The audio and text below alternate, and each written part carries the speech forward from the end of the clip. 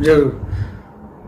धन्यवाद आपका बहुत बहुत मेरा आज का ये इंटरव्यू लेने के लिए। आपने बहुत अच्छा क्वेश्चन किया है। आज की तारीख में ये बड़ी समस्या है कि हम किस दौर से गुजर रहे हैं और इस दौर से निकलेंगे कैसे, ये और भी बड़ी समस्या है। हमें तो लगता था कि हम इस दौर से निकल चुके हैं, लेकिन अब लगता है कि वैश्विक महामारी फिर से दोबारा एक बार अपनी जकड़ में ले रही है। और अभी जो आपने मुझसे पूछा कि फिलहाल क्या हाल है, तो हुआ ये था कि मार्च में 20 मार्च से समझिए अंदाजा 20 मार्च 22 मार्च से इनफैक्ट एकदम अचानक जो चक्का बंद हो गया था, वो चक्का बंद होने की वजह से जो पैनिक हुआ था, और जो पैनिक होने की वजह से हमारा जो क्या बोलते हैं एक अचानक एक शॉक लगता है उस टाइप का जो हुआ था, वो मार्च और अप्रैल में तो बहुत ज़्यादा कंटिन्यूड था। मार्च और अप्रैल में करीब करीब पूरी तरह से लॉक था, और ऐसी कोई संभावना कि हमने चूंकि तैयारी नहीं रखी थी इसलिए बहुत ज़्यादा नुकसान तो हुआ है। लेकिन अभी पिछले कुछ 2 महीनों से, और जैसे कि सरकार ने भी अलग अलग प्रकार के कदम उठाए, अपने यहाँ के नागरिकों ने, राजनेताओं ने, सभी ने जो एक सहयोग दे करके आगे बढ़ाने की कोशिश किया है। और अभी पिछले 2-3 महीने से जो ग्राफ कोरोना का कम हो रहा था, नागपुर में जरूर कुछ बढ़ा था, तो पूरे वातावरण के अंदर में, पूरे देश के वातावरण के हिसाब से हमारा बिजनेस फिर से कलेक्टर साहब का जो आदेश है वो हम लोगों को बूटीबोरी रूरल एरिया में आता है, वो एक आदेश आते हैं। दूसरा आदेश आता है सिटी का। तो हमें सबसे ज़्यादा जो दिक्कतें गई थी वो ट्रांसपोर्ट की थी, वो हमने अब मैनेज कर लिया है। अब हम लोग एसओपीज के अंदर में, जो आप जानते हैं एसओपी सिटी के लिए और फैक्ट्रीज के लिए कॉमन है, तो जैसे डिस्टेंसिंग मेंटेन करना, मास्क रखना, सैनिटाइजेशन करना, उसके अलावा जो है कोई आता है तो उसका टेम्परेचर, देखिए रॉ मटेरियल जरूर अवेलेबल है, पर आज भी लॉजिस्टिक्स की कुछ प्रॉब्लम है। आज भी बॉम्बे जो है करीब करीब बंद चालू जैसा होने की वजह से, बॉम्बे एक ऐसा हब है जहाँ से हमारा रॉ मटेरियल आता है। बाकी लोगों का रॉ मटेरियल इंपोर्ट होता है। आज इंपोर्ट के अंदर में भी काफ़ी दिक्कतें हैं, कई रिस्ट्रिक्शंस आ गए हैं।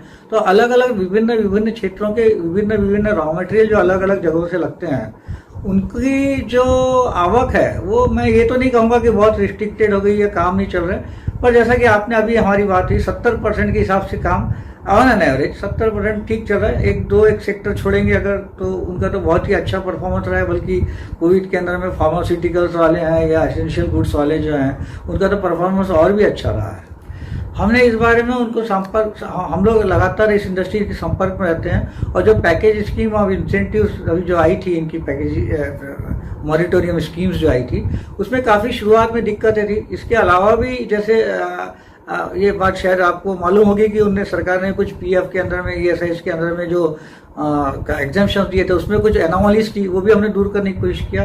और अपने आगे छोटे उद्योगों को पर्टिकुलरली उनको हमने बहुत सपोर्ट किया इस मायने से कि किसी प्रकार का वहाँ का लेबर का ट्रबल ना हो, फाइनेंशियल उनको तकलीफ कम से कम हो, और वो वापस खड़े होने की राह में चलने के लिए उनकी मार्केटिंग की जो फंडिंग का जैसे एक इश्यू होता है कि भाई पैसा जाता है तो पैसा आना भी चाहिए मार्केट से, उसमें भी हमने थोड़ा बहुत हमारी जो लेवल है वहाँ तक इंटरवीन करके उनको हेल्प करने की कोशिश की है। और मेरी जानकारी में बूटीबोरी मैन्युफैक्चर एसोसिएशन की एरिया में या मैन्युफैक्चर एसोसिएशन के मेंबर्स में कोई ऐसा अभी आज की तारीख में सिक ऐसा कोई नहीं हुआ है जो कि बंद हो चुका हो। देखिए, हमने इस बारे में महसूस किया, माननीय कलेक्टर महोदय हमारे साथ में लगातार लगे हुए थे। इस बारे में हमने ये कोशिश की थी कि जो माइग्रेट हो रहे हैं लेबर, कुछ लोग यहाँ काम करते हैं वो वहाँ से आए हुए हैं, जो वहाँ पे काम करते हैं वो यहाँ से वहाँ गए हुए हैं, जैसे पूना और बॉम्बे की बात है। तो हम लोगों ने एक उपक्रम ऐसा चालू करने की कोशिश की है, जो कि मैंने एक छोटे उद्योग के अंदर में एक एक्सपेरिमेंटल बेसिस पे, हमारी एक इंडस्ट्री के अंदर में एक्सपेरिमेंटल बेसिस पे बीएमए, कैलडरीज कंपनी और एक डिफ्यूजन इंजीनियर्स के साथ में मिलकर के हमने एक उपक्रम चालू करने की कोशिश की है। उसमें वेल्डिंग का, ब्रिक लाइनिंग का हमने कोर्स चालू किया है। वो उपक्रम हम उसको और भी अनेक विभिन्न कोर्सों में लेकर के जाएंगे। इसके अलावा हमने एक और ये किया था कि आपस में इंडस्ट्री से बात करके एक दूसरे के ट्रेड की ट्रेनिंग देने की बात की थी, ताकि लोकल यूथ को हमने इनवाइट किया हुआ है। आज भी मैं आपके इस माध्यम से आह्वान करना चाहता हूं कि जो यूथ 25 साल से 35 साल की उम्र के हैं और जो बेरोजगार महसूस कर रहे हैं, वो हमारे यहाँ कॉन्टेक्ट करें, हम उनको पूरी मदद करेंगे। उनको हम अपने ट्रेनिंग सेंटर में ट्रेनिंग देने की कोशिश करेंगे। 2 प्रकार 3 प्रकार की हमने ट्रेनिंग ऑलरेडी चालू की हुई है। और जो हमने जमीन मांगी थी, यह हमारा भविष्य की एक संभावना को देखते हुए मांगी थी कि हम लोग वहाँ एक ट्रेनिंग इंस्टीट्यूट चालू करेंगे। उसके लिए हमने करीब 50 लाख रुपए का एक बिल्डिंग का प्रावधान भी कर लिया है। हमको अगर माननीय कलेक्टर महोदय और MIDC की तरफ से अगर लैंड मिल जाता तो हम उसके अंदर में एक अगले 2 साल के अंदर में प्रोजेक्ट तैयार करने की कोशिश में है, ताकि यहाँ के जो मैं बात करूँ सिर्फ बूटीबोरी और उसके आसपास के गाँव की, करीब करीब बड़े छोटे मिला करके 25 से 27 गाँव पेरी पेरी में है, उन सभी गाँवों को मिला करके उनके यूथ फोर्स जो है, जो 10वीं और 12वीं क्लास के बच्चे हैं, उनको हम लोग ट्रेन करने की कोशिश करेंगे ताकि उनको हमारे यहाँ की इंडस्ट्री में ही रिटेन किया जा सके। देखिए, हमने आपसे जो मैंने अभी कोरोना के बारे में बात की है, ये कोरोना का सेकंड फेज फिर से आएगा ऐसा लगता है। हमको और ज़्यादा सतर्कता की ज़रूरत है। हमने मास्क पहनना, डिस्टेंस बनाए रखना, थोड़ा काम कम करते हुए 70% को 110% पे न ले जाते हुए ज़्यादा प्रिकॉशन हमको ये रखना है कि जो हम काम कर रहे हैं सुरक्षित तरीके से कर पाएँ और अच्छे से कर पाएँ। और इसमें हमारे मैन पावर मुझे ऐसा लगता है कि अगले 6 महीने तक के, या अगर सेकेंड फेज चालू होता है तो कम से कम 3 से 6 महीने के बीच में हमको और ज़्यादा प्रिकॉशन लेनी है। सबसे पहले हमको अपनी जान है तो जहान है वाली बात को ध्यान में रखते हुए अपना काम करना है। पैसा तो हम लोग कमा ही लेंगे आगे बहुत भविष्य में है। और इसके अलावा बूटीबोरी मैन्युफैक्चर एसोसिएशन ने, अभी जैसे मैंने आपसे बताया था, आपने शायद ये क्वेश्चन मुझसे पूछा नहीं है, पर हम आपको एक बहुत खुशखबरी देना चाहते हैं कि हमने बूटीबोरी की जो एक हमारी अभी आज भी कम्युनिकेशन की प्रॉब्लम है, डिस्टेंस की वजह से बसेस कम चलती है या बसेस चलती है तो मैन पावर कम पहुंचता है, तो हमने मेट्रो डिवीज़न से कांटेक्ट किया है और मेट्रो वाले बहुत उत्साहित है हमें हेल्प करने के लिए। हम एक ऐसा प्रोग्राम बना रहे हैं कि मेट्रो का बूटीबोरी से कनेक्टिविटी, इंटरकनेक्टिविटी हो जाए। तो मेट्रो अभी जो हमारा प्रीलिमिनरी स्टेज में जो सर्वे हो रहा है या जो बात हो रही है हमारी, उसके हिसाब से हम लोग खापरी स्टेशन तक सारे एम्प्लॉयज़ को पहुंचाएंगे। वहाँ से मेट्रो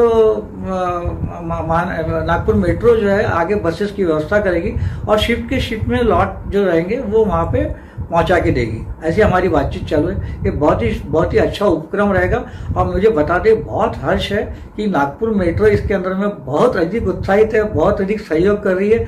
उनका तो ये भी कहना है कि हम बूटीबोरी का सेकेंड फेज इसके तुरंत बाद चालू करना चाहेंगे और बूटीबोरी को एक integral part of Nagpur city बनाएंगे। Thank you.